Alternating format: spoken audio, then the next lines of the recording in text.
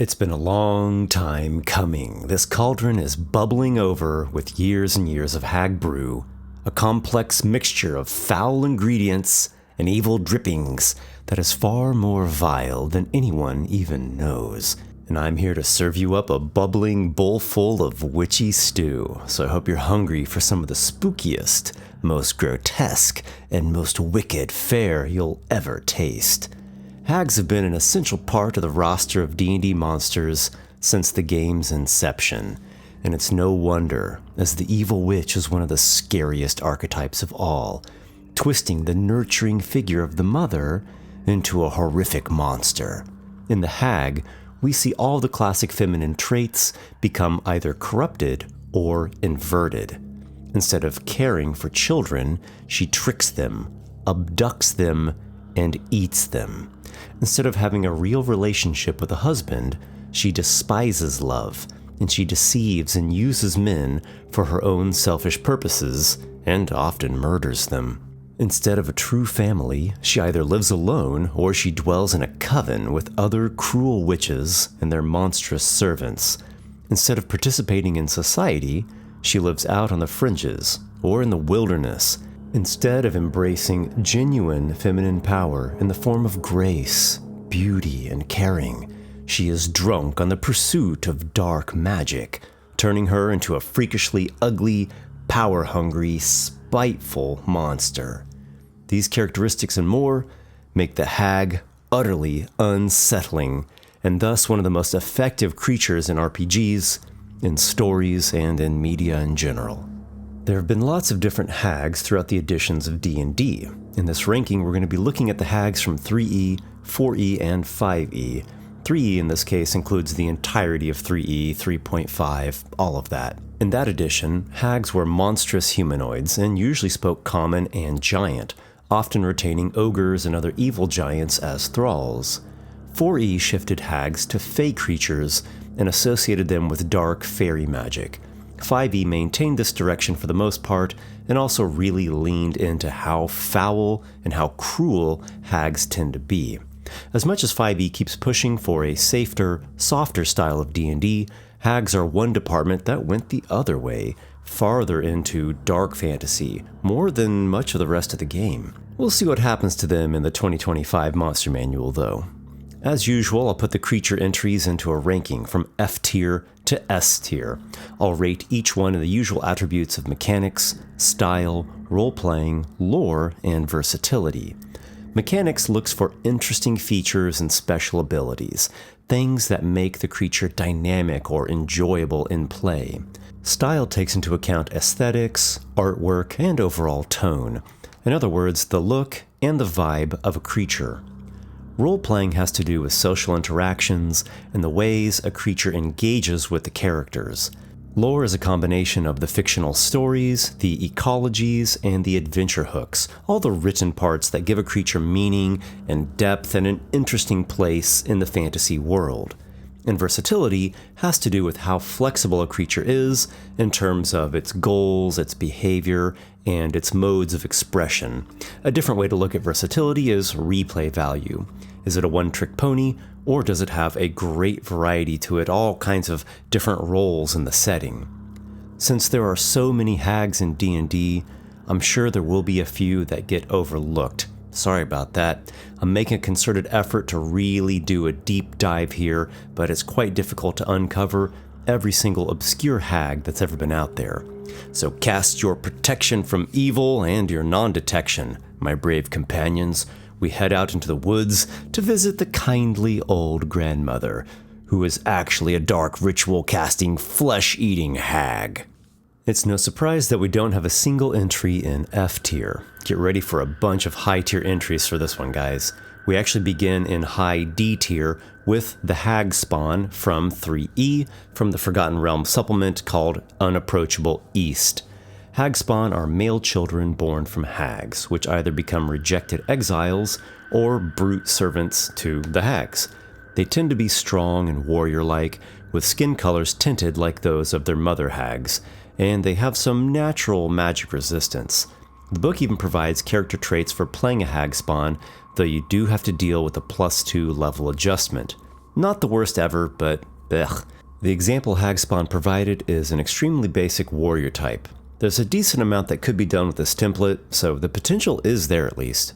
At the top of D tier is the Filth Hag's Son from 4E's Book of Vile Darkness, which actually was overall a pretty disappointing book, not really worthy of its title. But there are some gems to be found in it, including the Filth Hag, which we'll see a little bit later on. The Filth Hags create sons out of muck, slop, trash, and so forth. These are large-size fey animates, so sort of like constructs powered with dark fey magic. They're extremely simple mentally, though are pretty cool in combat, as they and their Filth Hag mothers have features that interact with one another, allowing things like giving the son an extra attack if his mother is at half HP or less, or if an enemy hits the Hag mother, the son charges that enemy as a reaction. Of course, in true Hag fashion, she can also harm her son in order to bolster herself. This freakish, gross monster has a few strong points, though it doesn't have much else going for it. And that's it for D tier. As often as we see things in these rankings, the monsters at this tier have a couple of interesting or worthwhile aspects to them, but really are held back by their limitations. We then proceed right into mid-C tier for the Sea Hag from the 3E Monster Manual. The Hag lore in this book is pretty limited, it just keeps to the basics. They're ugly crones that are surprisingly strong, as well as atrociously evil. They wield dark magic and often possess quite a wealth of knowledge. They sometimes serve dark masters, and most hags take on deceptive appearances in order to interact with or lure in people, especially humans. The Sea Hag is the simplest of the bunch in 3E, and the least likely to speak with the characters or to weave more subtle plots. Sea Hags typically lurk in the ocean or in a lake, and they just directly assail those that come near. They attack with claws, they have moderate spell resistance, and of course amphibious traits. Anyone who sees the Sea Hag must succeed on a Constitution saving throw or be weakened, taking 2d6 damage to the Strength score. She can also use Evil Eye 3 times per day, focusing on a target who must succeed on a Wisdom saving throw or be dazed for 3 days. Dazed in 3E is essentially incapacitated in 5E terms. 3 whole days, no repeated saves, only magic like Remove Curse or Dispel can end this supernatural madness. Yes, we actually play D&D in this way. Your character could get absolutely crippled. Things could get very dark and very brutal very fast. Having an ally cleric nearby was often essential for survival. We played it this way, and well, we loved it.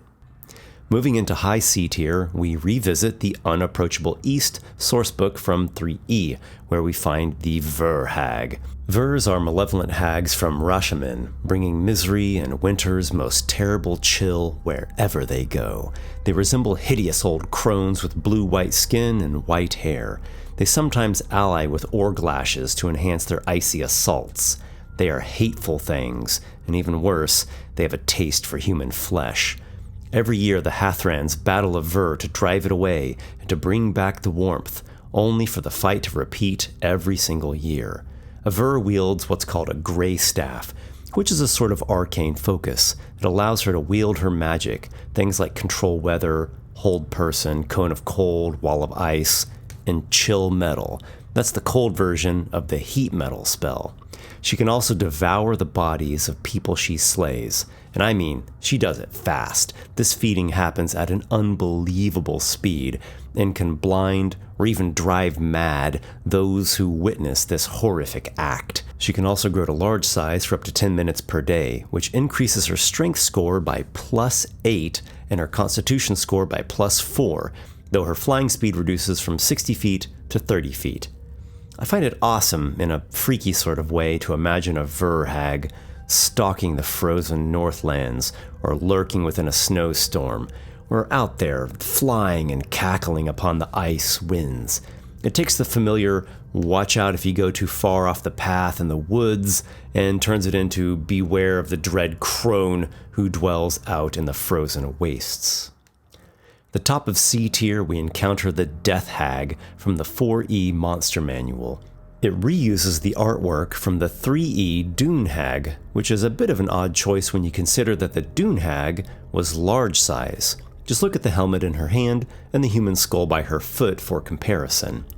Anyway, this is not a particularly versatile hag, more of an outright killer who takes sadistic pleasure in melee combat and using her Life Drain, which is a short-range blast of necrotic damage. Two things that make this hag particularly interesting are her claw attack, which shuts down the target's ability to regain hit points for a round, and her change shape, which makes for some great deception potential. Not an amazing hag entry, but cool in some ways, and worthy as a dark champion of the mid-tier entries. Just like that, we're already through C tier, and we are just getting warmed up. There are way more denizens of B and A tier, and actually more in S tier than I've seen in any ranking of mine, at least as far as I can remember. Before we move on, I have a special announcement to make. My newest 5e book, Monstrous Heroes, is now available for purchase in PDF and hardcover. It features 17 entire classes, race classes in fact, inspired by monsters. Some of these are classics of D&D and the fantasy genre. Some are concoctions out of the depths of my own imagination. In fact, one of the character race classes is the Hag. That's right, if you dare to take a walk on the forbidden side of spellcasting, if you want to explore the eerie mists of dark fairy tales, the Hag is waiting for you to try on her skin for a change. There is so much to this wondrous tome, it's just bursting with content for both players and GMs, so check out the link down below to order your copy. Kicking off low B tier is the 3rd edition Annis Hag from the Monster Manual. Alas, she gets no illustration in this book, so we can only base the style attribute off of the flavor text and the descriptions and tone found in the lore. At least 3E did take the time to give cool flavor text descriptions to all the monsters. I really like that. The Annis Hag is close to being a giant, as in she's right at the threshold of the giant creature type. Definitely the largest of the hags, and she has powerful claws, grappling, and a rend ability that can tear through characters who get struck by both of her claws. Like most hags in 3E, she has some pretty high spell resistance for her CR. She can conjure clouds of fog. She can also use Disguise Self to conceal her true form with an illusion. Annis hags love to pose as commoners or gentlefolk to lull their victims into a sense of false security just before they attack. One detail I find curious is that she has damage reduction 2/bludgeoning. In other words, all weapons deal 2 less damage to her unless they're bludgeoning weapons. It's just kind of piddly, kind of trivial, but you can find all kinds of stuff like this throughout 3E and also some through 4E. Little +1s or +2s or -1s or -2s, these little modifiers flying all over the place, and the game can bog down in the nitty-gritty bean counting math at times. You can find things like a feat that says, after you charge and hit an enemy, the next ally to attack that same enemy before the start of your next turn gets a +1 to hit against that enemy. So the Annis Hag is not the greatest hag out there, but she's pretty cool in terms of a dreadful and horrid monster woman.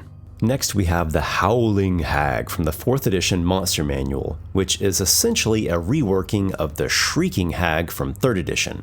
She has 2 howl-type features, each with a close blast 5, so it's a 25-foot cube area originating from the hag. One howl is at will, it deals thunder damage and pushes the target back 15 feet. The other howl is limited in usage and deals more damage. This hag prefers to stay at this mid-range, though if enemies close the distance, she has a once per encounter 50-foot teleportation that she can use instead of her regular walking speed. Also, to hopefully keep foes at bay, she constantly utters baleful whispering, which deals psychic damage to anyone who ends their turn within 25 feet of her. Though in play, most warriors just take this pain in order to put the heat on Screaming Granny. She does have the same bonus action change shape as the Death Hag, which gives at least another layer to this evil Fey Witch. My only real gripe with this monster is that she has no illustration, so that holds her style attribute back. Now we come to the 3E green hag out of the monster manual. These hags dwell out in swamps and dark forests. They distract or deceive foes, then attack from ambush.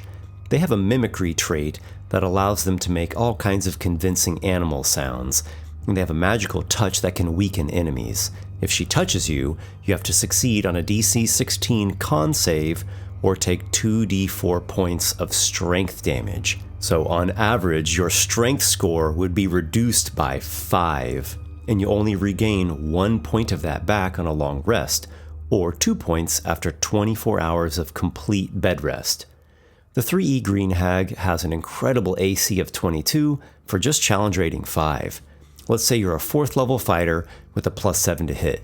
You've only got like a 30% chance to land a hit. And she also has spell resistance 19, so if you're, say, a 4th level wizard, you only have like a 30% chance of your spells working against her, and she would still get her saving throws on top of that. In terms of her own spells, she has things like Dancing Lights, Disguise Self, Minor Illusion, Invisibility, and Pass Without Trace. So a sneaky, tricky witch all around, and one of the most classic and iconic kinds of hag in D&D. Moving into mid-B tier, we come upon the 5E Sea Hag from the Monster Manual. The Sea Hag hates everything that is beautiful, and she festers with rage and vindictiveness to corrupt or destroy all that possesses beauty. The Sea Hag is the simplest and wildest kind of hag. It makes me think of some kind of larval or amphibious stage of life, a primordial epoch in which creatures crawled slowly from the muck and the sea onto the land. The Sea Hag is considered the ugliest of all hags, though we're really splitting hairs as most of them are outright hideous. Even when a Sea Hag uses her illusory appearance, she still appears ugly, no matter what form she projects. So horrific is her appearance that humanoids that start their turn near the Sea Hag might become frightened. She also possesses a death glare, which allows her to reduce a frightened creature to 0 hit points if it fails a wisdom saving throw. Otherwise, the Sea Hag just fights directly with her slashing claws. Coming back to the 4th edition Book of Vile Darkness, we have the Filth Hag, the mother of the putrid filth sons we saw back in D tier. The 3E Book of Vile Darkness was outright heavy metal, but the 4th edition iteration of it is like the World of Warcraft version. It's also one of the skinniest source books in all of 4E, not even enough to warrant a hardcover. That's right, a softcover Book of Vile Darkness. Roasting aside, there are a few worthwhile things to find in the book, including the Filth Hag. She uses her chain shape to lure mortal men to, copulate with her. Ugh. In doing so, she steals their souls and binds them into heaps of slop and refuse in order to create her filth sons, which are essentially fey muck golems. The Filth Hag dwells out in the woods or in a ruined town. In combat, she is actually pretty dynamic. She shifts around quite a bit, evading opportunity attacks, attacking with her own powerful and poisonous claws. She exudes a stench aura that makes enemies grant advantage to attacks against them, and she exploits her sons to either heal herself by damaging them, or dazing their minds in order to gain an action point, essentially an action surge in 5e terms. Bringing us into high B tier is the Fate Hag, who stands in contrast to all the nastiness and evil that we've been witnessing. This hag actually hails from 5e's Book of Many Things, which came out not too long ago. Get ready for this. She is a neutral aligned hag, not evil. She uses just a pair of scissors, and she has a curse that lasts for just 1 minute. You might be asking yourself, is this really a hag? And how is she in high B tier? Fair questions indeed, but let's give this creature the benefit of the doubt and a fair shakedown. She is a kind of witch oracle who is a servant of fate. In fact, she is more than a mere servant, as she can use her magical shears to not only attack, but to sever the strands of an enemy's fate, thus causing it to suffer ill fortune. That translates to disadvantage on all the d20 rolls, and a bit of damage once per turn whenever the cursed foe fails at something. She has some spell casting themed around divinations and curses, along with legendary resistance and a number of legendary actions. So mechanically, the Fate Hag is quite robust, and she also makes for some interesting interactions and encounters when we're talking about the role-playing side of things. All around, she really is a cool and engaging creature. She's one whom you could do a lot of things with as a GM. Could have done with some actual archaic shears in the illustration instead of just scissors though. Next on our witchy walkthrough is an obscure hag from Dragon Magazine number 317, so this is during the 3E era. She is called the Eshtabai and is drawn from Mayan legend. This is as foul as any other hag out there. During the day, she sleeps hidden in bogs or mist, and at night she stalks about seeking to devour humanoid prey, especially human children. This is not a straight-up brawler monster, but one that selects and isolates prey. She can change shape into all kinds of different animals or appear as a humanoid, though if a person sees her transform, she remains trapped in the new form for a full day. Once per round, she can cast a witching gaze on a single creature, replicating the effects of either charm person, fear, or hold monster. In melee, she attacks with claws, and when she hits, she can latch on. She then proceeds to drain the victim's blood, which deals 1d3 points of damage to the Constitution score per round. It's really cool to see the monsters inspired by Aztec and Mayan mythology in this issue of Dragon Magazine, and the author accomplished quite a bit with the short space he had to work with. We now come to the 5e Verhag, which is found in both Volo's Guide to Monsters and Monsters of the Multiverse. As we've already established from 3e, this is a pale-skinned winter witch.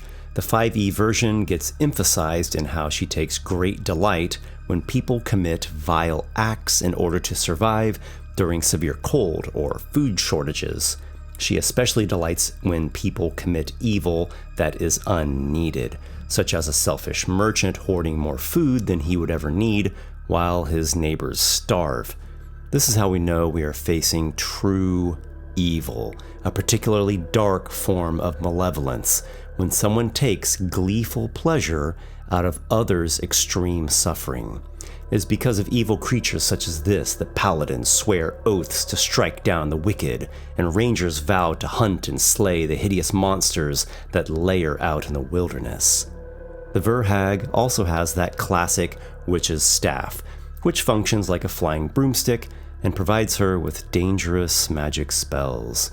As we saw before, the Verhag has spells that deal cold damage, like Ray of Frost, Wall of Ice, and Cone of Cold.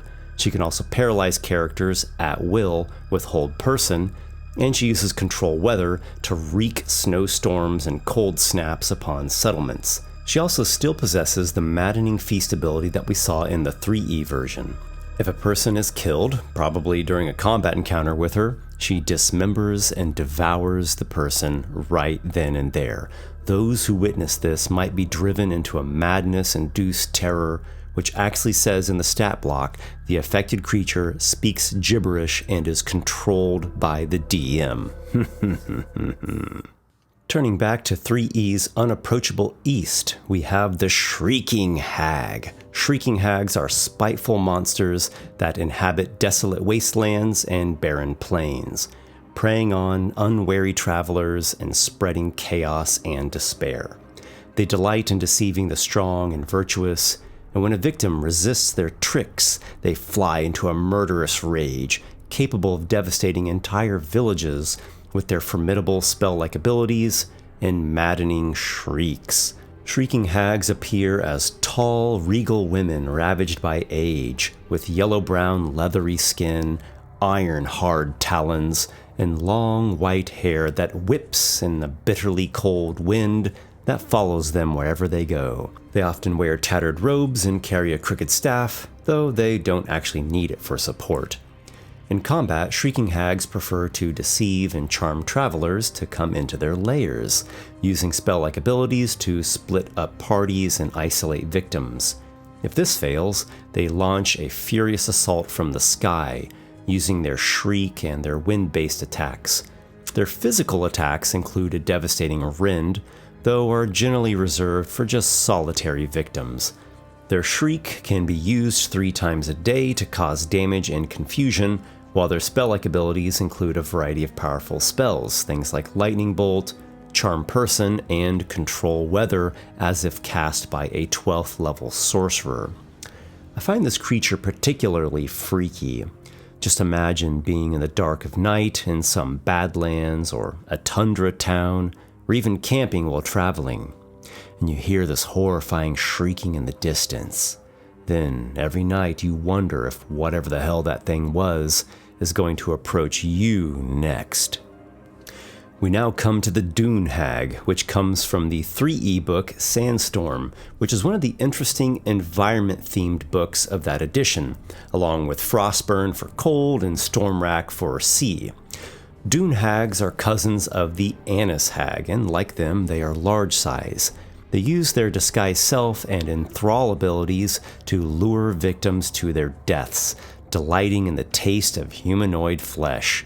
Dune Hags prefer to avoid direct confrontation and instead seduce or deceive victims into rendezvous at secluded locations where they can ambush them with superior numbers or maybe even trick them into suicidal actions.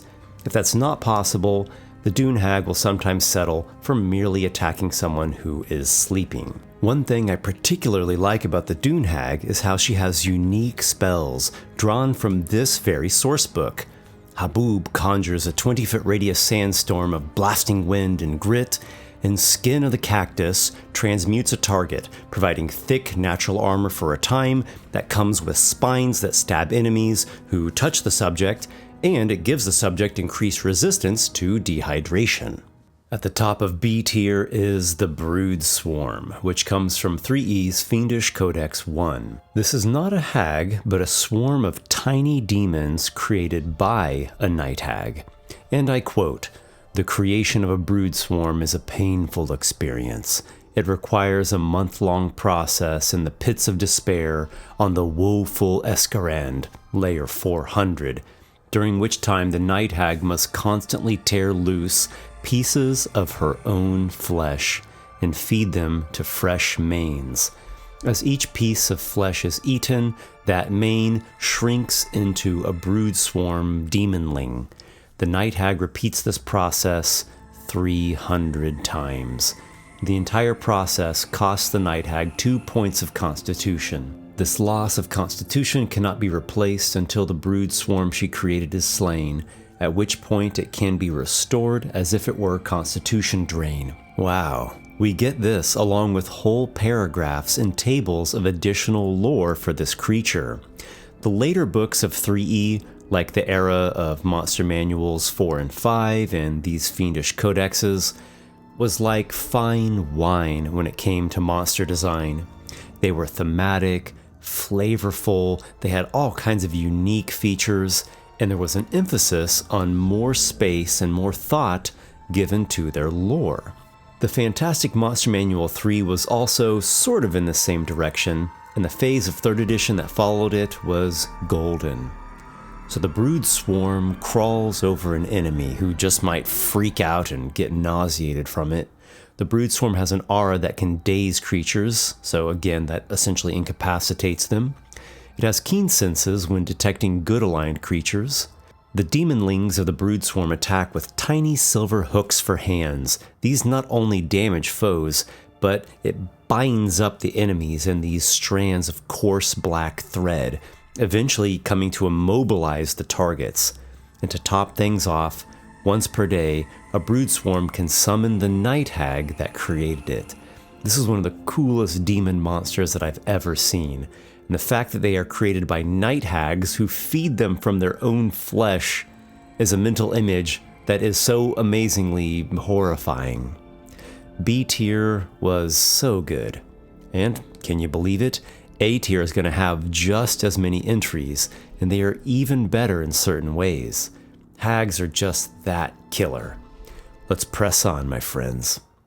Starting off low A tier is the Bog Hag from 3rd edition's Oriental Adventures, a wonderful book that's really its own campaign setting. Even though it's still kind of early in 3E and is a little clunky in parts, it's really worth the read. The first thing you notice about the Bog Hag is how she has one of the best illustrations ever done. And I mean for any game or any media really. Hats off to the wildly talented Wayne Reynolds. Personally, I think his work in the 2000s is just his best stuff. So distinct, so full of uniqueness and personality, it's a real joy to feast your eyes on it. This illustration embellishes one of the Bog Hag's signature abilities.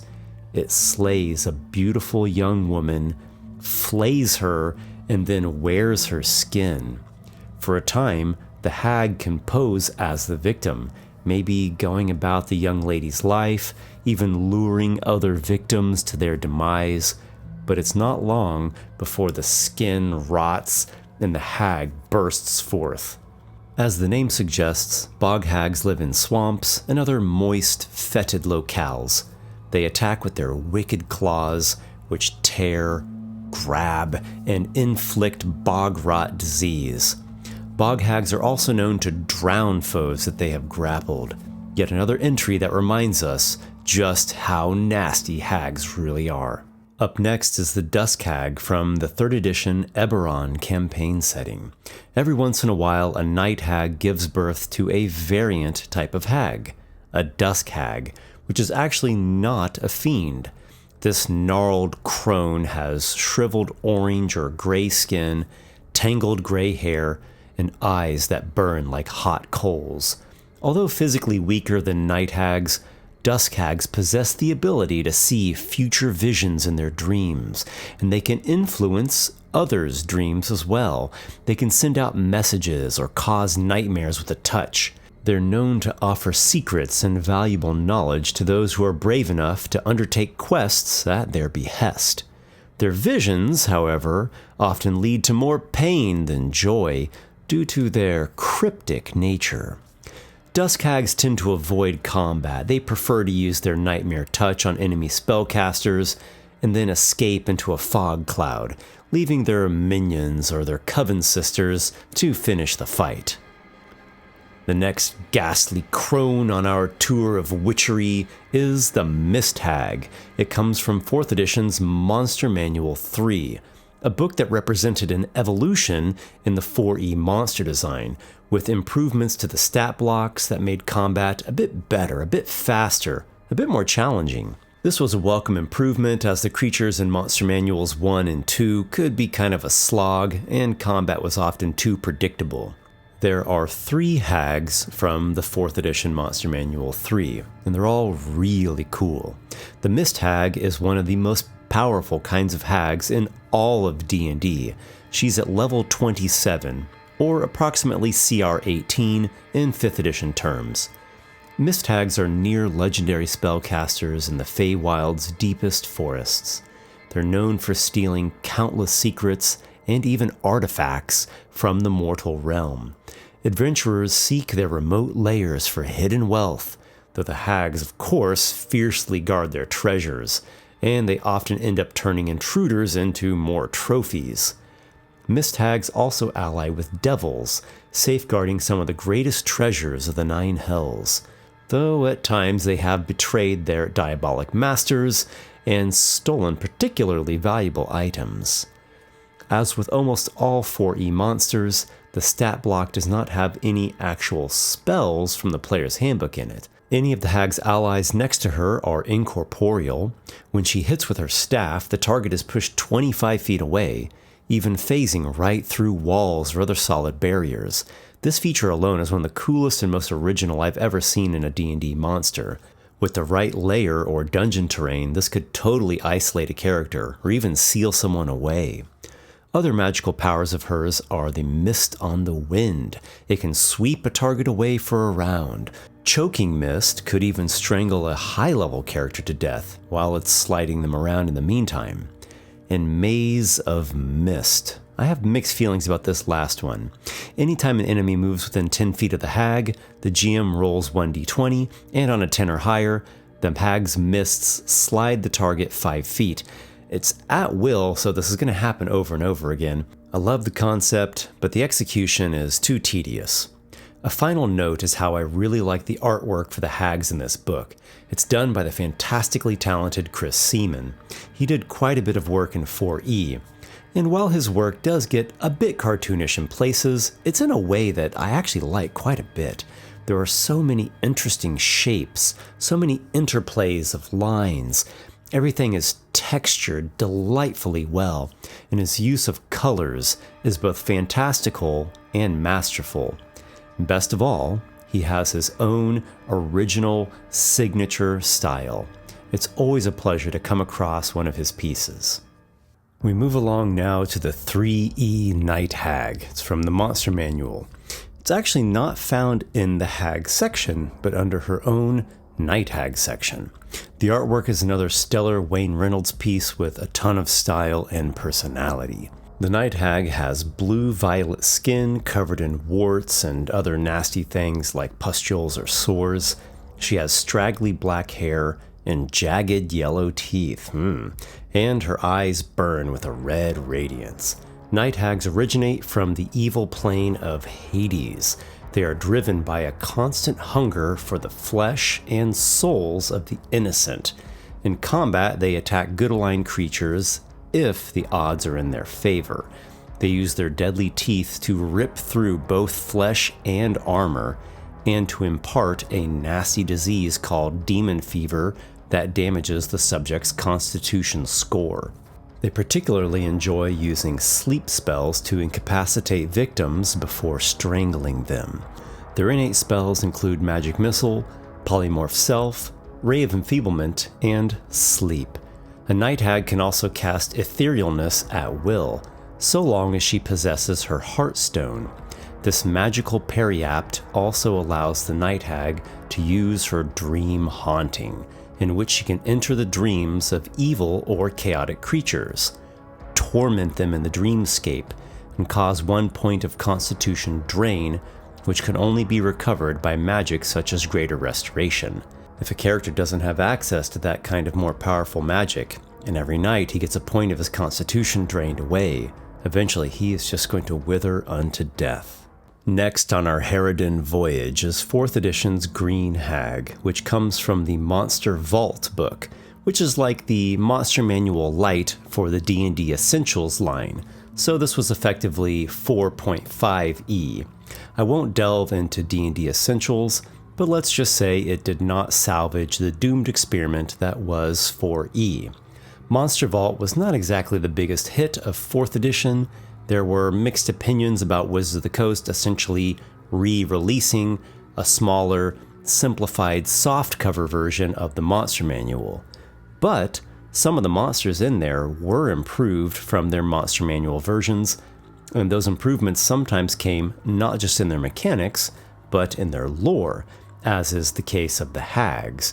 This is a great example of how you can do a lot with lore in a small space by providing seeds of inspiration. I love the bit about the various speculations as to where hags come from. Being birthed after a hag unites with an ensorcelled man, springing from cows that give venom instead of milk, hatching from snakes' eggs kissed by virgins, incubating in the coffins of the unconsecrated dead, or a hag transforming a cursed baby into another hag, or being poured whole out of cauldrons of boiling blood. The Green Hag has the Controller monster role. After she claws a target, she can teleport it 15 feet. She can call up grasping roots that restrain and slow enemies, then later make a rampant growth burst from a restrained creature, dealing damage and making a zone of difficult terrain. The Green Hag herself has Forest Walk, so she's not slowed by forest terrain. She can also conjure areas of poisonous mist, and of course she can shape change in order to appear as a lovely maiden or a crone of any humanoid race, in order to trick and manipulate victims.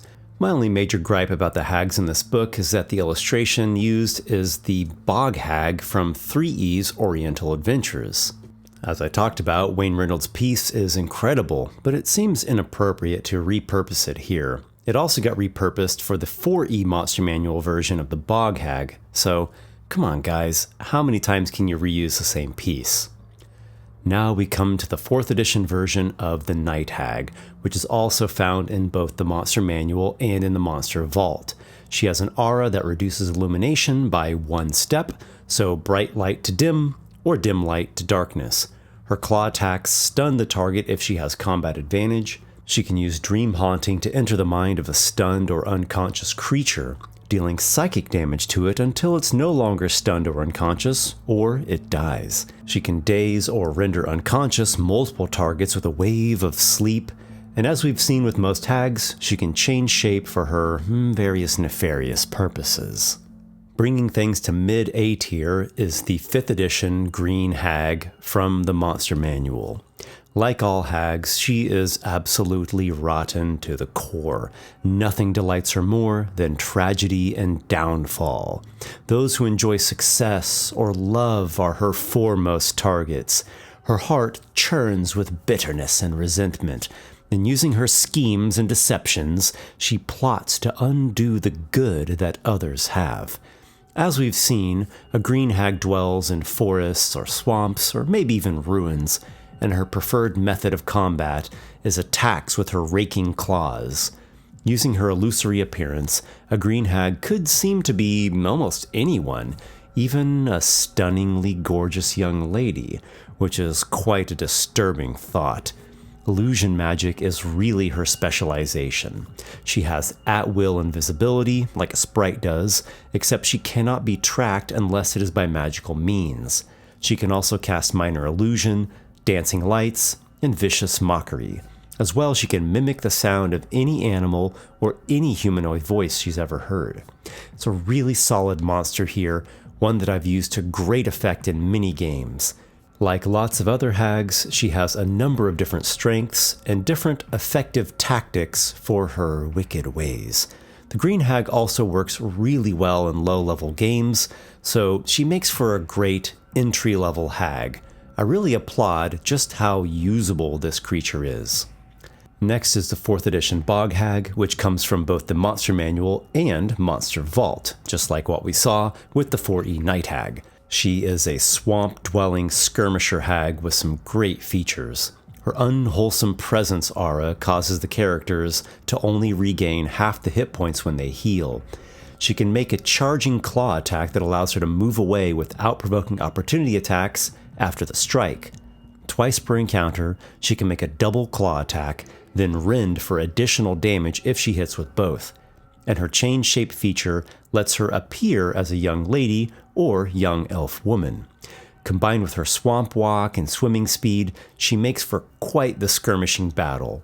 High mobility monsters are always fun to run, and the healing reduction adds a new element of challenge that the players probably aren't expecting. Continuing strong in A tier is the 5E Dusk Hag from the book Eberron, Rising from the Last War. She maintains the style and lore of the 3E Dusk Hag, and her features are quite similar as well. So really what we've got here is a nice conversion from an older edition to the current one. She has spells like Disguise Self, Dream, Hypnotic Pattern, 3rd level Sleep, Legend Lore, and Scrying. So she is still the Soothsayer Diviner plus Illusionist Enchanter. She has a Nightmare Touch that deals quite a bit of psychic damage, and if the target is unconscious, it takes even more damage and becomes cursed until the hag dies, or the curse is removed, the way a curse should work. The cursed target's maximum hit points slowly drain away every time it sleeps. As a final feature, she has Dream Eating. She can use it as a reaction whenever a creature wakes up. She deals psychic damage to that creature, and she regains hit points of an equivalent amount. While the Dusk Hag only gets 1 paragraph of lore, she also gets an interesting table of prophecies, and I love the way that these are written. They have a classic and poetic sound to them. And for a GM like me who loves both storytelling and mystical elements, this is just a gem on top of an already very solid monster entry. From 3rd edition's Frostburn hails the Marzana. This icy witch is similar to the Verhag in some ways. She is considered the personification of winter and death.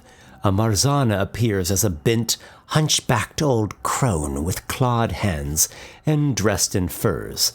Common folk believe that bribing a Marzana allows them to avoid death itself, but this is not exactly the case. Really what's happening is they're appeasing her so she won't prey upon them.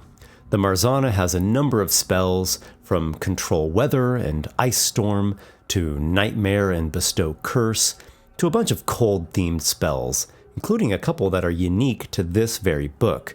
She can also alter self and pass without trace, which only increases her ability to lurk around out there, whether in secret or maybe even out in the open. In melee, she attacks with rending claws, and 3 times per day she can cast her dreadful eye gaze upon a person, who must succeed on a wisdom saving throw or become panicked, an extreme form of fear that sends the subject running or cowering. Worse still, if you become panicked from this gaze, you also have to succeed on a Constitution saving throw or die from fright. The Marzana is a brutal and flavorful winter hag with an amazing suite of mechanics to work with. To top things out in high A tier is the 5th edition Annis Hag from Volo's Guide and also from Monsters of the Marvelverse. The monster manual describes the Sea Hag as the ugliest, but the disturbing Annis Hag illustration begs to differ. Without a doubt, this is one of the freakiest pieces of art in 5e, and my compliments to Tom Babby who rendered this horror. As stated in previous editions, Annis are the biggest of hag kind, reaching the large size category despite being hunchbacked even. They are deformed, twisted, grotesque, and, quote, can easily tear a grown man apart. Like a true black-hearted witch, the Annis Hag loves to eat little children, and they even make leather out of the flayed skins of their victims. Annis Hags lair in hills and mountains, and they like to leave little tokens of their cruelty at the edge of civilization, as a way to instill fear and paranoia in society. They delight in sowing these seeds of terror. They also create iron tokens, which are made from their own iron teeth and nails. An Annis Hag shapes and polishes the token into a coin, a ring, or some other trinket. Whoever possesses it can have telepathic communication with the hag, though may not realize who she is. The hag also perceives the direction of her iron token's locations. Using her disguise self spell, an Annis Hag sometimes takes the form of a kindly old granny who befriends children. She spreads her corruption, convincing them that it's okay to have bad behavior and to think naughty thoughts. Her goal is to turn such children into nasty little brats and destructive vandals. Anything that tears families apart delights the Annis Hag. Well done, Volo's Guide. Well done, team. You gave us an entry that has some really compelling lore. It's full of unique and terrifying details, and really just wondrous fuel for world building and adventure crafting. A-tier hags are all just wickedly terrific. Any one of them is great enough to be the main villain of a campaign, or at least for an arc of a campaign. There's so much to dig into, so many stories that could be told, and so many kinds of dark bargains and tense standoffs that could occur. As fantastic as they are, we now get the privilege of 4 awesome S-tier hags coming from 5e, 4e, and 3e. Brace up, my brave companions. We're heading into the final Coven's lair. Starting off low S tier is the Night Hag from the 5th edition Monster Manual. This is a creature that I've actually featured in 2 other previous rankings. In fact, she won the top slot in both my Fiends ranking and my CR5 Monsters ranking. Well, she isn't number 1 in this ranking, but that's just because there are some epically amazing hags to compete against. Unlike other hags, which are Fae, or monstrous humanoids in 3e, the Night Hag is a fiend. According to their current lore, Night Hags began as Fae, but were banished to the neutral evil outer plane of Hades. Over time, they became corrupt enough so as to shift creature types into fiend. The Night Hag is obsessed with tragedy and corruption, which are two immensely compelling themes in storytelling. She enters her victims' dreams, planting seeds of fear and wickedness, sapping the target's strength and influencing it to commit evil deeds. The Hag's ultimate goal is to lead the target to its demise, then to capture its soul in her bag of souls. Spellcasting-wise, a Night Hag has things like Plane Shift, Sleep, Ray of Enfeeblement, and At-Will Magic Missile. She has a decently strong claw attack, she has shape changing, and she has the ability to enter the ethereal plane, similar to what a ghost or a Fae spider can do. Hags in general make for great recurring villains, and the Night Hag is even more so than most, as she is able to slip away from a losing fight in the blink of an eye, and she can maneuver around the characters in the ethereal, and over time, haunt them and manipulate them. There's a lot I could go into, but suffice it to say that there are many reasons why I have applauded this highly effective villainess for many years. Getting back to the terrific hags of 4th edition's Monster Manual 3, we now encounter the Dream Hag.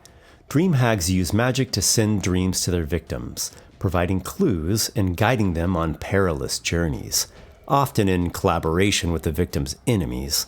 While guiding the characters on these journeys, they are setting traps and hazards along the way, though the Dream Hags cannot completely control the visions that are being sent, so there are some bits of true or useful information coming through. Something that strikes me so much is how the Dream Hag has such great synergy among her features. She has a Nightmare Weaver aura that makes unconscious creatures fight as though they were her puppets.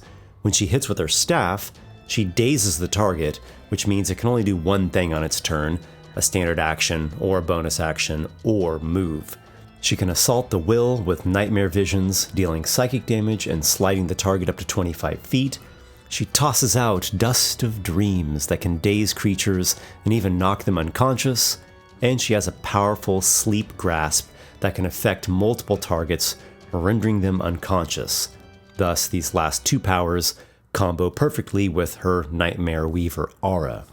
The Dream Hag is an excellent expression of the controller monster role in 4E.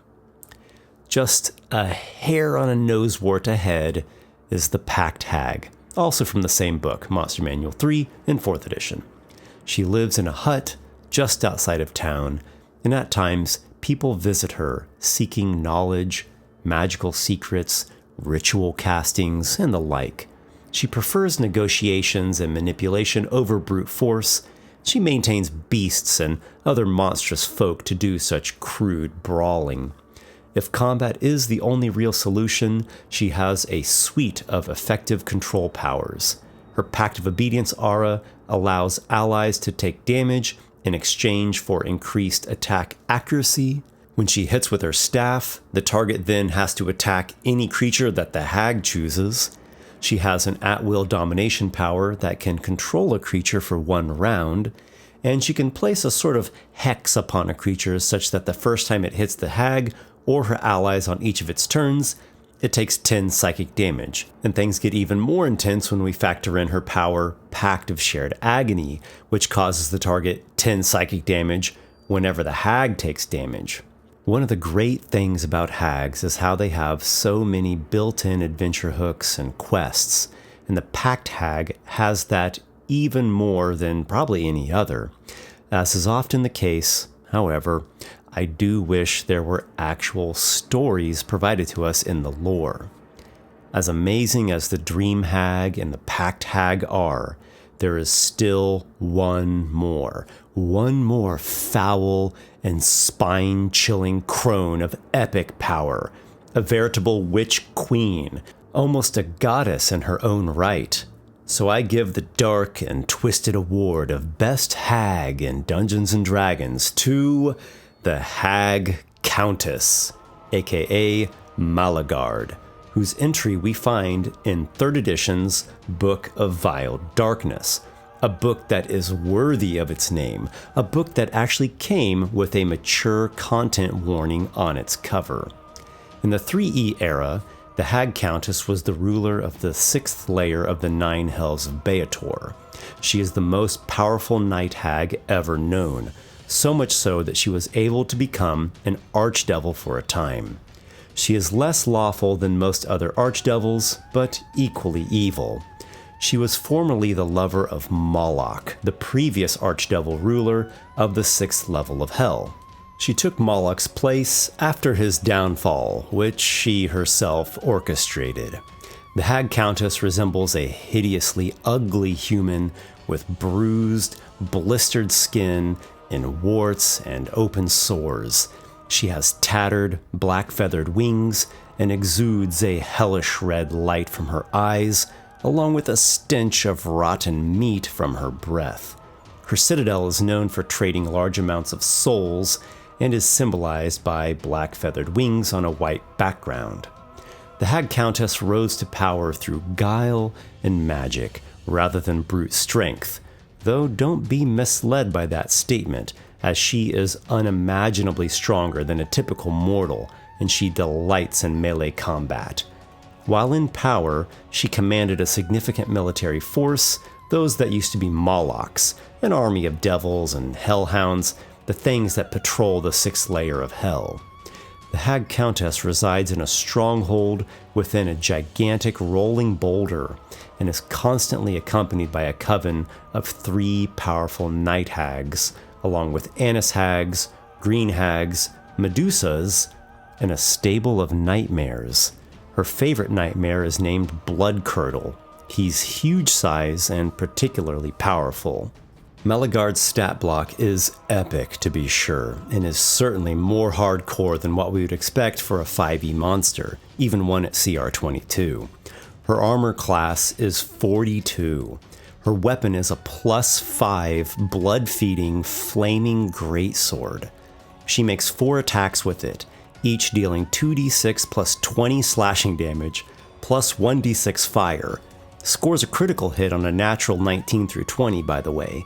Plus she makes a bite attack that deals an additional 2d6 plus 5 damage and inflicts the demon fever disease that damages the subject's constitution score. She has damage reduction 15 unless struck by a weapon of a +6 magical enhancement or equivalent, and she has spell resistance 35, so even if you were a 20th level caster, you would still have to roll a natural 15 or better for your spell to even function, and then she'd still get her saving throw as usual. She has a host of immunities, skills, and feats. Once per day, she can summon a pit fiend, a horn devil, or an ice devil, and she has a slew of spells at her command, including such greats as Meteor Swarm, Greater Dispelling, Insanity, and Teleport Without Error, which she can cast these at will. Well, at will might have been a bit too much, but these rock your face off epic stats are undeniably awe-inducing. And so the Queen of Hags is the Queen of the Hag ranking. Fitting. Darkly, dreadfully fitting. 3 editions. 3 different design philosophies for monsters. 3E was much more complex and harsh and unpredictable. 4E was simplified. It was a miniatures and grid tactics game. It was very predictable. 5E was more user-friendly, more welcoming to newcomers and general audiences, and somewhat predictable, but not overly so. 3E was very nitty-gritty, very math-intensive.